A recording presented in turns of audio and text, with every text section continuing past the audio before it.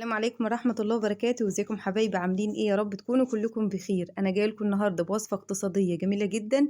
اتحدى اي حد ان يكون عملها قبلي، الصراحة في منتهى الجمال. في اخر الفيديو هتشوفوا اكلة لا يمكن كنتوا تتوقعوا ان الاكلة دي تطلع من الكبدتين ونص كوباية الرز بس. ان شاء الله هنبدأ معاكم الوصفة ونقول على طول المكونات والمقادير اللي احنا عايزينها. عايزين نص كوباية رز مغسول ومنقوع، تمام؟ يعني يكون طري، لان احنا الوصفه كلها هنسويها قبل ما نشتغل فيها.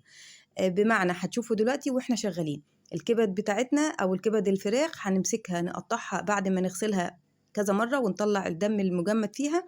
هنبدا نغسلها غسله حلوه ونظبطها. معانا ربع كوبايه من البرغل، لو مش موجود ممكن تبشروا بطاطسايه، لو مش موجود بطاطس ممكن تحطوا اللي هو البقسماط الناعم. تمام، انا اديتكم بدايل للبرغل بس هو بما انه موجود وهو مغذي جدا فانا بحب استعمله. الرز بقى نص كوبايه الرز المغسول والمنقوع بنحط عليه معلقتين من الزيت نشوح فيه شويه وبننزل عليه بالميه المغليه. بالمعنى الاصح نسوي الرز كاننا هناكله بالظبط عادي، تسويه عاديه. ونحط الميه المغليه ولما تتشرب نبدا نوطع الرز لغايه لما يستوي. في الوقت ده كنا حاطين برضو معلقتين زيت وبنشوح الكبد بتاعتنا او كبد الفراخ، بنشوحها كويس. تمام، وعايزينها تاخد اللون الذهبي وتطلع ريحه الزفاره، عايزين ريحه السوا يكون فيها. وبعدين هنبشر الجزرتين والبصلتين، هنبشرهم كويس. طبعا البرغل انا كنت نقعاه، يعني بحط على الربع كوبايه الصغيره حوالي 4 معالق، بحط عليها نص كوبايه ميه مغليه وبركنها كده في جنب. وببدا اعصرها كويس واصفي الميه منها وبعدين استخدمها، عشان انا مش عايزه سوائل كتير في الوصفه، علشان ما نحطش حاجات تانية اضافيه زي نشا ودقيق وكلام من ده. هنبدأ بقى نجيب الكبة بتاعتنا، يعني الكبة، ونبدأ نحط فيها كمية الرز اللي انتوا عايزينها. عايزين تحطوا الكمية كلها حطوها، عايزين تحطوا نص الكمية حطوا، عايزين تزودوا براحتكم.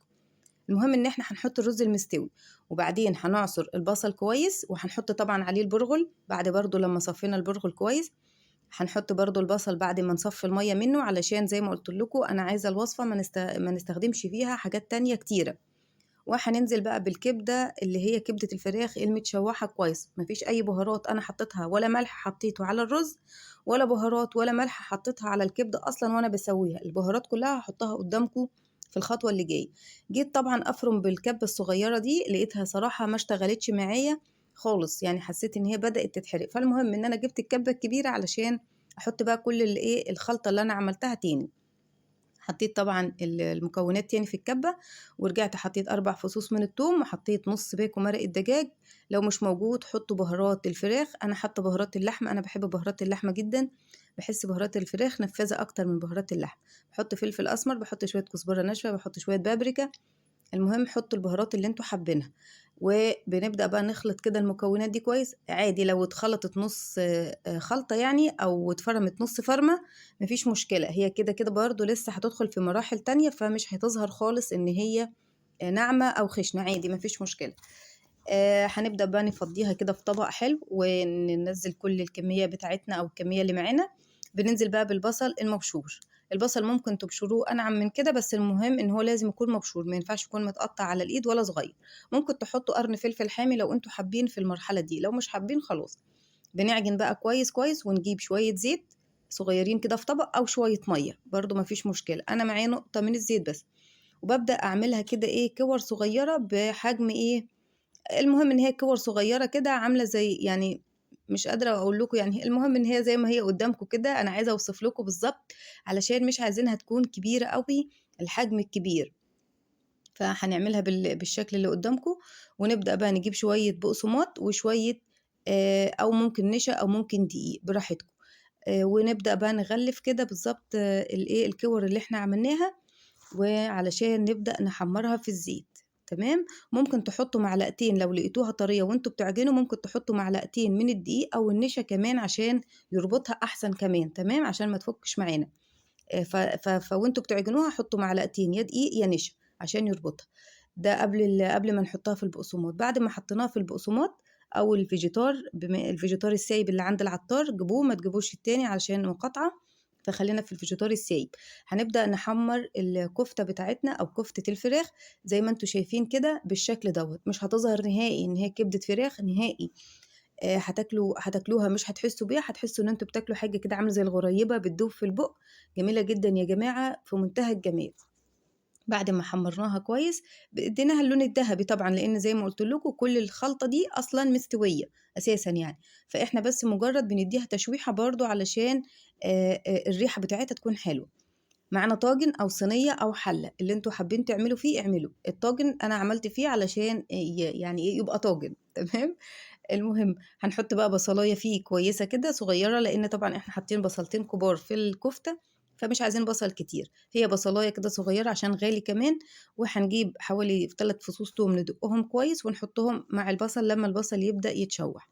هننزل عليهم بالبطاطس نديها تشويحة برضه في أي مراحل، يعني لو كان مثلًا حلة أو صينية نفس اللي أنا باعمله اعملوه.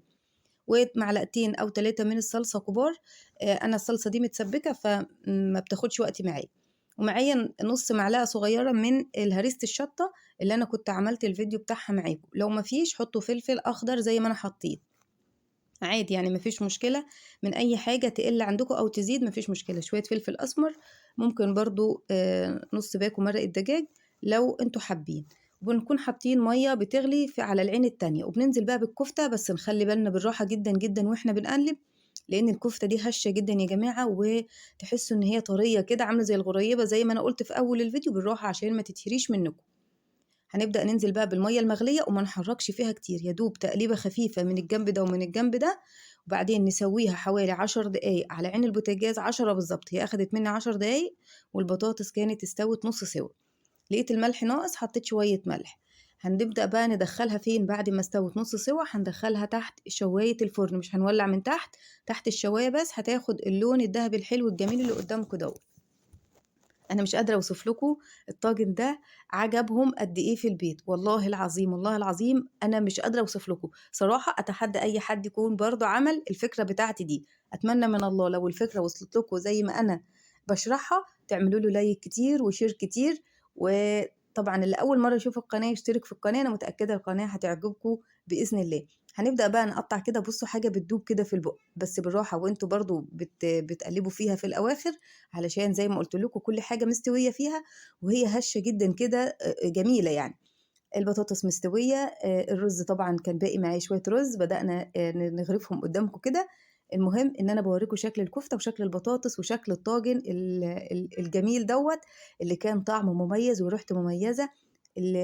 بهارات اللحمة قلبت الدنيا، تحسّوا إن أنا طابخة لحمة مش عاملة كبدتين بس. بُصّوا ممكن تزوّدوا في الكبد، ممكن تقلّلوا براحتكم جدًا، المهم إن أنتم اعملوا على قد إمكانياتكم، قد الحالة المادية اللي أنتم بتمرّوا بيها، زي ما أنا باعمل بالضبط. ده كان غدانا النهارده، إذا عجبكم